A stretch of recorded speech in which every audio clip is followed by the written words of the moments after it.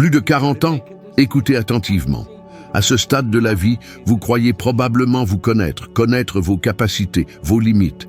Mais que se passerait-il si je vous disais que tout ce que vous croyez vrai dans votre vie, vos finances, vos relations, votre santé, n'est qu'un seul paradigme contrôlant chacun de vos mouvements? Cela semble absurde, c'est le cas. Pourtant, c'est précisément ce qui se produit en ce moment même pendant que vous regardez ceci. Vous vous réveillez, suivez la même routine, répétez les mêmes décisions, vivant inconsciemment selon un schéma invisible dictant vos actions. Ce n'est pas qu'une habitude, c'est un programme mental profondément ancré, construit depuis l'enfance, se solidifiant au fil des décennies pour devenir un paradigme. Après 40 ans, il devient une seconde peau, si confortable, si familier, que vous ne réalisez même pas son existence. Il dicte ce que vous croyez possible, ce que vous méritez, et jusqu'où vous pouvez aller. Il vous fait accepter un revenu limité, supporter des relations peu stimulantes et répéter des routines ne produisant aucune véritable croissance. Et bien que cela semble un détail mineur de la vie d'adulte, ce paradigme façonne votre destin même pendant que vous entendez ces mots. Derrière chaque pensée récurrente, chaque réaction automatique, chaque justification, se cache une programmation inconsciente qui décide pour vous. Cela signifie que même lorsque vous voulez changer, que vous vous engagez dans de nouveaux projets, que vous économisez de l'argent ou que vous recherchez une vie plus saine, vous régressez. Ce n'est pas de la paresse, ni un manque de discipline. C'est un programme profondément ancré, fonctionnant sur le pilote automatique. Combien de fois avez-vous essayé de briser ce cycle? Vous êtes-vous promis de faire autrement pour constater les mêmes résultats? Cette répétition n'est pas une coïncidence. C'est le paradigme défendant sa zone de confort, protégeant la familiarité. Lorsque j'étais piégé dans un paradigme limitant, encore au sein du service d'incendie de Toronto, je ne voyais pas de voie claire pour sortir de l'endettement ou changer de vie. Je croyais que ma réalité découlait d'un manque d'opportunités ou de mes propres insuffisances, jusqu'à ce qu'un livre m'ouvre les yeux, révélant que le problème n'était pas le monde extérieur, mais mon modèle mental interne. Pour la première fois, j'ai réalisé que ce n'étaient pas les événements qui me maintenaient stagnant, mais un programme inconscient dictant mes pensées, mes décisions et mes actions. Ce n'était pas simplement intellectuel. Cela a profondément bouleversé ma vision du monde, menant à des décisions que je n'aurais jamais osées auparavant. Imaginez le pouvoir que ce paradigme exerce sur votre potentiel maintenant. Après 40 ans, c'est une clôture invisible définissant vos limites perçues. Il dicte votre niveau de revenu normal pour votre âge, définit les opportunités plausibles et même les émotions que vous ressentez face aux défis. Le paradigme est si convaincant que vous ne réalisez pas que vous êtes piégé. Il parle avec votre voix, utilisant vos propres pensées pour justifier les limitations. C'est comme vivre dans une prison dont vous ne voyez pas les barreaux. Pourtant, vous les acceptez sans question. Regardez vos résultats à long terme, votre travail, vos revenus, vos relations. Ils suivent un schéma. Peu importe combien vous essayez de changer vos méthodes, sans modifier la programmation interne, les résultats reviennent. Cela explique pourquoi des personnes aussi talentueuses, avec des opportunités similaires, obtiennent des résultats très différents. Certaines atteignent des niveaux extraordinaires de réussite et de prospérité, tandis que d'autres luttent malgré un travail acharné. La différence n'est pas l'effort physique, mais le paradigme mental qui dirige leurs actions. Changer ce paradigme, c'est comme remplacer votre carte interne. Avec une carte défectueuse, aussi vite que vous alliez, vous arrivez à la mauvaise destination. Mais une nouvelle carte change tout le voyage. Et ce changement n'est pas graduel. Il peut être instantané dès lors qu'il y a un engagement conscient et décisif à reprogrammer votre esprit. Vous commencez à remarquer des schémas, à remettre en question vos croyances et à défier les limites perçues. Vous reconnaissez que les choix, les habitudes et les résultats ne sont pas inévitables, mais les conséquences d'un programme remplaçable. Ce processus est inconfortable, exigeant honnêteté et l'admission de décennies de pilotage automatique. Mais c'est aussi le tournant. Comprendre le paradigme de contrôle et sa modifiabilité restaure le contrôle sur votre destin. Cette compréhension est libératrice. Il n'y a pas de limite fixe à ce que vous pouvez accomplir. Tout commence par une décision interne, indépendamment de l'âge, du revenu ou de l'histoire. Il ne faut que reconnaître le paradigme et s'engager à changer. En réfléchissant, remarquez que les pensées récurrentes, les sentiments automatiques et les réactions apparemment naturelles sont des expressions de ce programme mental. Si vous commencez à observer ces réactions en vous demandant « Est-ce vraiment ma pensée ou est-ce le paradigme qui parle ?» vous verrez un espace de choix entre le stimulus et la réponse. Cet espace est votre liberté, le début de la transformation. Ici, vous remplacez le pilote automatique par des choix conscients construisant une nouvelle réalité, alignée avec vos désirs pour le prochain chapitre de votre vie. Le même paradigme qui façonne les habitudes quotidiennes définit votre relation avec le temps et l'argent. Quelles que soient les techniques de productivité ou les cours de finance, si le paradigme sous-jacent persiste, les résultats financiers et l'utilisation du temps restent les mêmes. Après 40 ans, cette influence s'intensifie, accumulant des décennies d'expérience, renforçant les schémas, les justifications et les croyances limitantes. C'est pourquoi beaucoup se sentent épuisés, dépassés et manquant de croissance. Ils pensent que travailler plus longtemps rapporte plus, mais ils sont pris dans le même modèle mental. Nous recevons tous 24 heures par jour. Mais la façon dont le paradigme façonne notre perception et notre utilisation dicte le résultat. Une personne accomplit en une journée ce qu'une autre met 1 an à faire, non pas grâce à un talent secret ou à la chance, mais en fonctionnant selon un paradigme différent, avec des croyances et des habitudes qui élèvent la prise de décision, la productivité et la concentration. Ce paradigme influence subtilement la façon dont vous gérez les opportunités. Vous vous êtes peut-être dit « je ferai ça si j'avais le temps » ou « j'investirai quand j'aurai de l'argent de côté ». Cette attente est la signature du paradigme de contrôle, projetant toujours l'avenir, ne libérant jamais le présent pour l'action. Après 40 ans, beaucoup abandonnent leurs rêves, pensant qu'il est trop tard ou trop risqué. Mais ce sentiment n'est pas la réalité, c'est une programmation mentale. Lorsque vous changez le paradigme, vous voyez le temps et l'argent comme des ressources élastiques façonnées par la conscience et la décision. Vous priorisez, vous vous concentrez sur l'essentiel, vous supprimez les activités improductives et vous investissez de l'énergie dans une véritable croissance. Vous commencez à penser comme les bâtisseurs de richesse. Au lieu d'échanger des heures contre de l'argent, vous créez des systèmes, des produits, des services ou des investissements qui travaillent pour vous. J'ai appris cela par expérience. En lançant ma première entreprise, sans formation formelle ni expérience commerciale, j'ai décidé de briser le paradigme du travail contre de l'argent. Je me suis concentré sur la création d'un service répondant à un réel besoin et évolutif. Au cours de ma première année, sans CV impressionnant, j'ai gagné plus de 100 000 $, soit une somme équivalente à 100 000 $ américains. Ce n'était pas de la magie, c'était un changement d'état d'esprit et de paradigme. J'ai cessé de considérer le temps comme un ennemi rare et j'ai commencé à le voir comme un allié que je pouvais gérer grâce à des choix. Pour vous, cela signifie vous interroger sur l'endroit où vous investissez votre temps. Combien d'heures par jour sont consacrées à des activités non gratifiantes, financièrement ou émotionnellement? Combien d'opportunités ont été reportées en attendant un bon moment qui n'arrive jamais? Le paradigme actuel vous maintient occupé, pas nécessairement productif. Remplacer les tâches automatiques par des actions conscientes et stratégiques libère du temps et de l'énergie pour construire une nouvelle réalité financière.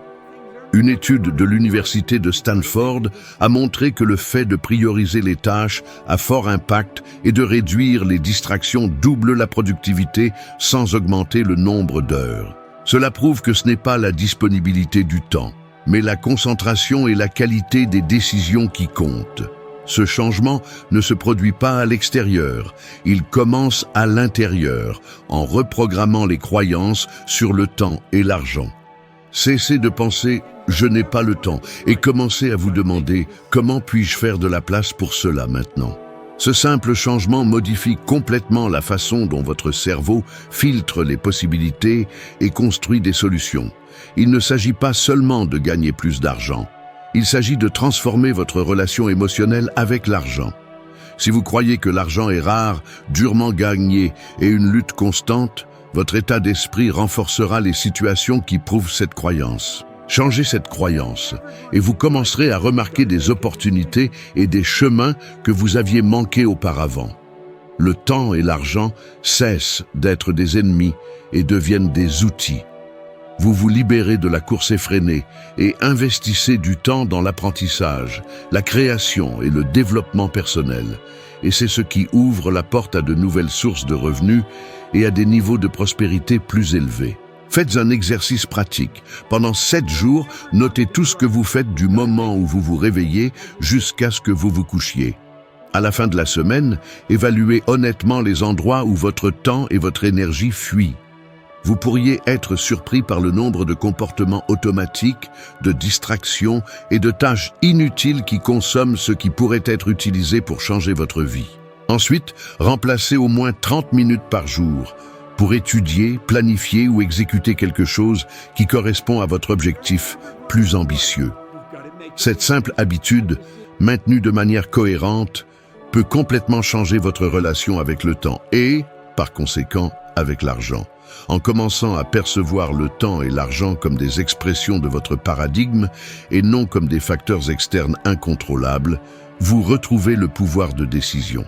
C'est alors que les opportunités émergent, non pas parce qu'elles n'étaient pas là auparavant, mais parce que votre esprit, désormais accordé à une nouvelle fréquence, peut les reconnaître et agir en conséquence.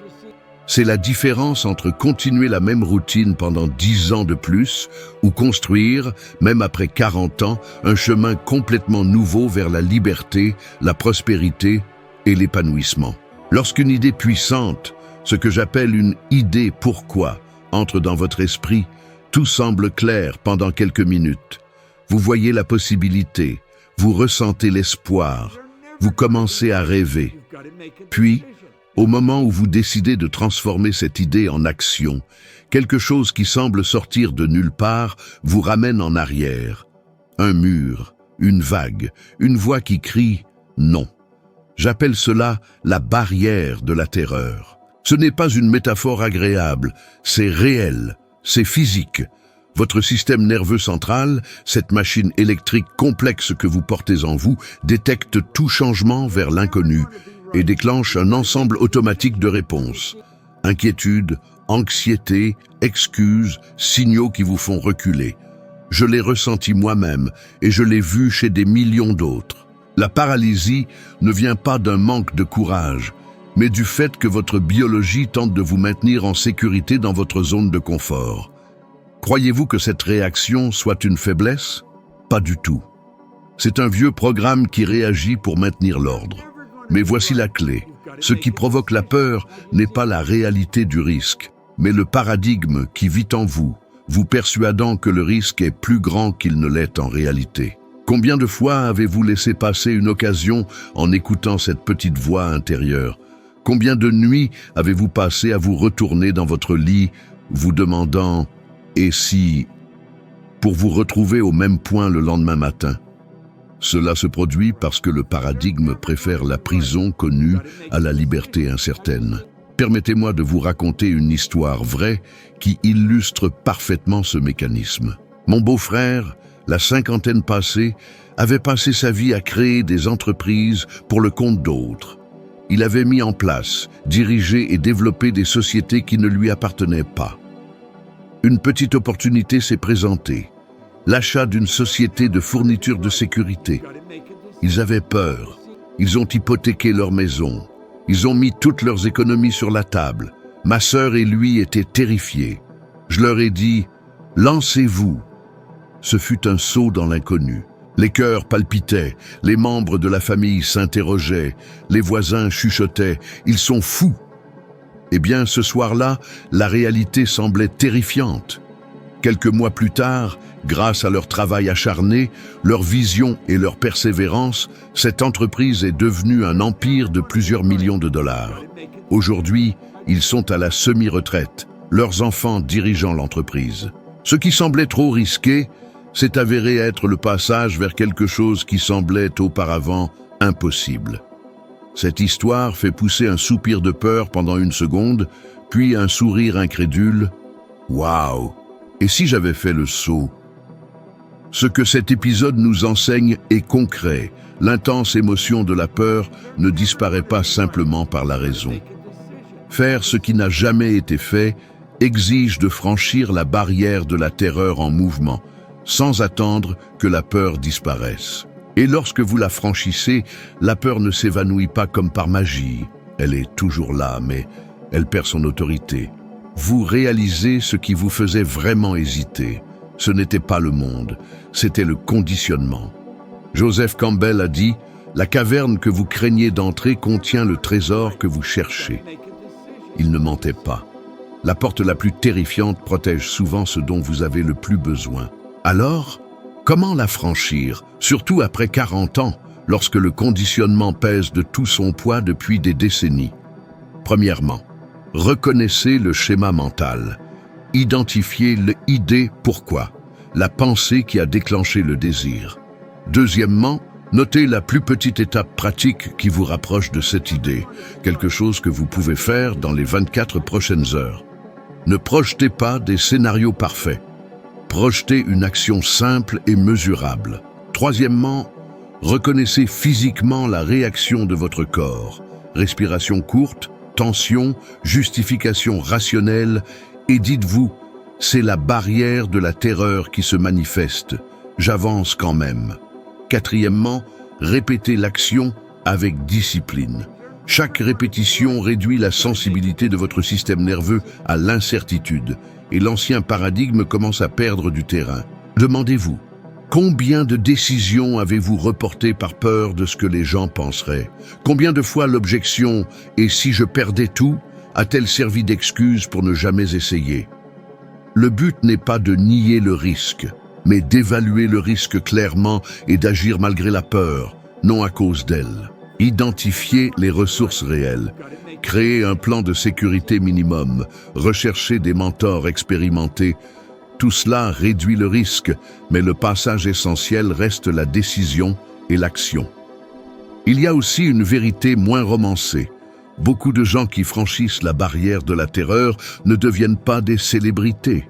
Ils transforment des vies ordinaires en vies pleinement vécues. Vous ne gagnerez peut-être pas l'attention des médias, mais vous pourrez retrouver le respect de soi, créer une véritable stabilité financière et dormir sans le poids du doute. Et cela, après 40 ans, est un plaisir fondamental que beaucoup sous-estiment. En contredisant le paradigme, vous gagnez quelque chose de plus précieux que l'argent. Vous obtenez la preuve interne que vous êtes capable de changer votre destin.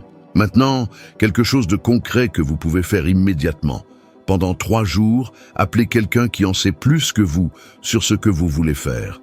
Posez une question directe, demandez des conseils précis, demandez une suggestion pour une première étape. Le 4e jour, prenez la plus petite action qui fasse avancer ce conseil.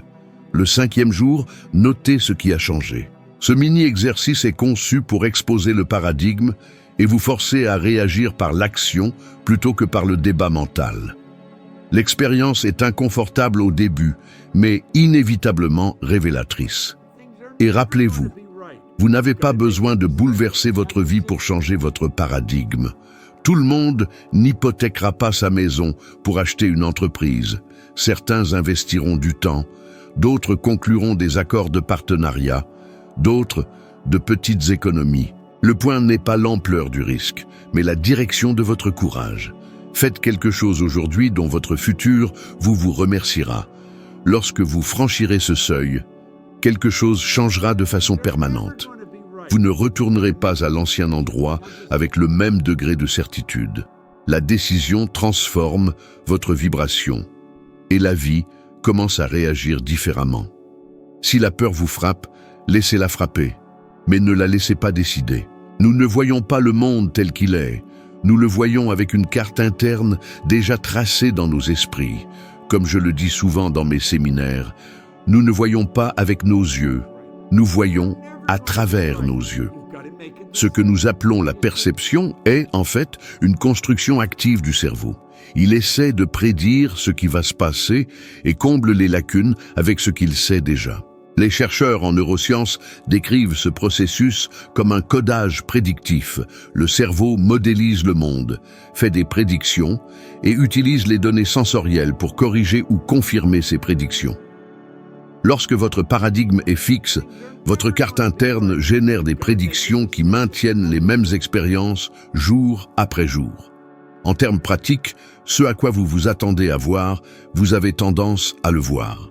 Si vous vous réveillez en croyant que « je ne suis pas capable », votre cerveau cherchera et sélectionnera des informations qui prouvent cette croyance, de petits signes, des échecs, des revers, et les amplifiera comme des preuves. C'est pourquoi changer de perception est si puissant. En modifiant la carte mentale, vous changez la façon dont le monde se présente à vous. Ce n'est pas du mysticisme, c'est une fonction basique du système nerveux. Lorsque j'ai changé ma propre vision de ce qui était possible, j'ai cessé de voir des limitations partout et j'ai commencé à voir des portes là où j'avais auparavant vu des murs. Il existe également des preuves concrètes que les croyances et les mentalités façonnent le comportement et les résultats. Les interventions qui agissent sur la mentalité, l'enseignement d'une mentalité de croissance, par exemple, ont montré de réels effets sur la façon dont les gens affrontent les défis, persévèrent et prennent des décisions qui transforment leur trajectoire. Dans de grandes études éducatives et des programmes de changement de mentalité, de petits changements de pensée ont généré des différences mesurables en termes de performance et d'ouverture à de nouvelles opportunités. Cela montre que l'esprit peut être réorienté et que cette réorientation a un impact pratique et non seulement théorique. Permettez-moi de vous dire quelque chose que je fais toujours. Dans un public, je demande à un groupe quelle est la couleur de quelqu'un assis devant. Les réponses se transforment en rire et en confusion. Puis j'explique que la couleur que les gens voient est une conclusion rapide de l'esprit et non une lecture pure des yeux. Cette démonstration est étonnamment trompeuse. Le public se sent trompé par ses propres sens. Cette surprise, cependant, est éducative. Réaliser que votre esprit interprète et ne se contente pas d'enregistrer dévoile une possibilité puissante. Vous pouvez entraîner votre esprit à interpréter différemment. Ce moment où l'on est pris au piège de sa perception évoque souvent un mélange d'émerveillement et d'espoir, car il révèle l'espace pour réécrire sa carte mentale. Appliqué à l'argent, aux émotions et au bonheur, des études montrent que les schémas de croyance concernant l'argent, appelés scripts monétaires par certains chercheurs, sont corrélés au comportement financier et même aux revenus et à la valeur nette. Des croyances comme « l'argent est sale »,« l'argent est insignifiant » ou « l'argent est une sécurité » guident les décisions concernant l'épargne, l'investissement et la prise de risque. Identifier ces scripts est une étape cruciale pour changer les résultats. Il est incroyablement difficile de bâtir une fortune si vous opérez inconsciemment selon des règles autodestructrices concernant l'épargne, l'investissement ou la demande d'une augmentation. De plus, la relation entre le revenu et le bien-être émotionnel est complexe, mais cruciale pour comprendre le lien entre la perception et la qualité de vie. Des recherches classiques montrent que, jusqu'à un certain point, un revenu plus élevé tend à réduire la souffrance et à améliorer la satisfaction de vie.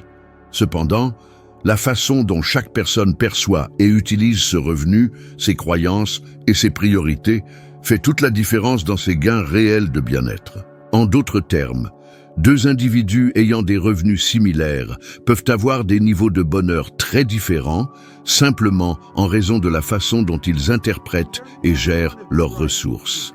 Alors, comment pouvez-vous appliquer concrètement cette science pour changer votre perception, sans théorie vide, avec des étapes concrètes que je recommande personnellement?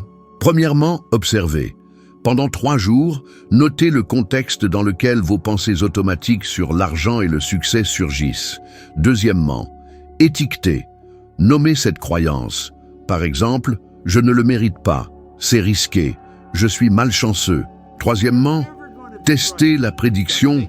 Proposez une petite expérience qui remette en question la croyance, peut-être en offrant un service à un prix légèrement plus élevé, en discutant de votre salaire avec votre patron ou en transférant 5% de votre revenu sur un compte d'investissement pendant 30 jours. Quatrièmement, remarquez les signes physiques de votre corps lorsque la croyance apparaît. Respiration courte, tension, et continuez l'action malgré l'inconfort. La répétition de ces micro-actions modifie la hiérarchie des prédictions du cerveau. De nouvelles preuves commencent à recouvrir l'ancien récit. De plus, les recherches sur l'éducation financière et les pratiques de pleine conscience financière montrent que le travail sur les compétences techniques et la conscience émotionnelle génère des changements tangibles dans le comportement financier, de meilleures décisions, moins d'achats impulsifs et plus de planification. Cela confirme que la seule volonté ne suffit pas. Vous devez éduquer vos pensées et vos sentiments sur l'argent. Un exercice que j'utilise souvent avec mes étudiants est simple et direct. Pendant 10 jours, chaque fois qu'une pensée limitante sur l'argent ou vos capacités surgit, interrompez-la et remplacez-la par une question pratique. Quelle est la plus petite action que je peux entreprendre dès maintenant qui contredise cette pensée ? La réponse doit être une action mesurable. Si votre schéma mental dit « ce n'est pas possible maintenant », votre question doit générer une étape. Transférer une petite somme, envoyer un courriel, planifier 20 minutes d'études. Au bout de 10 jours, vous aurez créé des preuves concrètes contre les anciennes prédictions de votre esprit, et c'est précisément ce qui réécrit la carte. En fin de compte, la science confirme ce que j'ai toujours enseigné. Changez votre perception, change vos résultats. Vous n'êtes pas à la merci de circonstances invisibles.